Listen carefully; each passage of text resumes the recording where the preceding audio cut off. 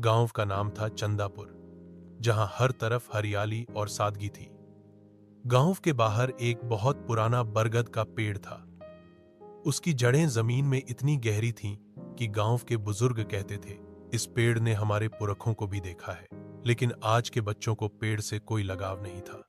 सब mobile, TV और internet की दुनिया में खोए रहते थे। आर्यन, 13 साल का एक लड़का, उन्हीं में से एक था।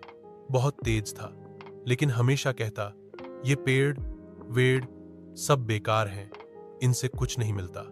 एक दिन गर्मी की छुट्टियों में आर्यन दोपहर को अकेला जंगल की ओर गया। उसका मोबाइल का नेटवर्क चला गया।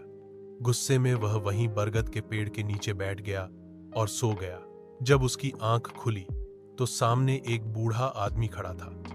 सफेद दाढ़ी, लकड़ी की छड़ी और आंखों में चमक। कौन हो तुम? आर्यन ने पूछा। मैं वही हूं जिसे तुम बेकार कहते हो। मैं हूं ये बरगद। बूढ़ा मुस्कुराया। आर्यन हंस पड़ा। अच्छा मजाक है, बूढ़ा बोला। अगर तुम मुझे बेकार मानते हो तो चलो मेरे साथ, मैं तुम्हें दिखाता हूं क्या है मेरी दुनिया में। अगले ही पल पेड़ की जड़ें हिलने लगी और आर्यन एक रहस्यमय रोशनी में समा गया। जब वो आंखें खोलता है तो खुद को 100 साल पहले के चंदापुर में पाता है। वहां वही बरगद था, लेकिन उसके नीचे गांव के बुजुर्ग, बच्चे, महिलाएं सब इकट्ठा थे। किसी की शादी तय हो रही थी, कोई बच्चों को लोक कथाएं सुना रहा था, कोई थक के मजदूर पेड़ की छांव में आराम कर रहे थे। बूढ़ा बरगद आर्यन से कहता है, मैं सिर्फ पेड़ नहीं हूं, मैं था तुम्हारे पूर्वजों का साथी। मैं छांव हूं, दवा हूं, कहानियों की किताब हूं।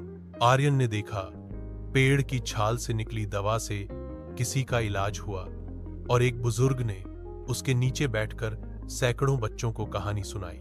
अचानक सब कुछ फिर से घूमता है और आर्यन वापस अपने समय में लौट आता है। लेकिन अब उसका चेहरा गंभीर था। अब वह हर रविवार गांव के बच्चों को उसी पेड़ के नीचे इकट्ठा करता, कहानियां सुनाता, किताबें पढ़ता और कहता, जो पेड़ हमें कुछ नहीं लगते वो असल में हमारी जड़ें होते हैं। 20 साल बीत गए। आर्यन अब गांव का सरपंच था।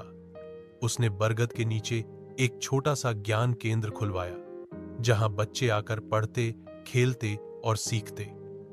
लोग कहते हैं, बरगद आज भी जिंदा है, आर्यन की सोच में, बच्चों की हौंसी में और गांव की जड़ों में।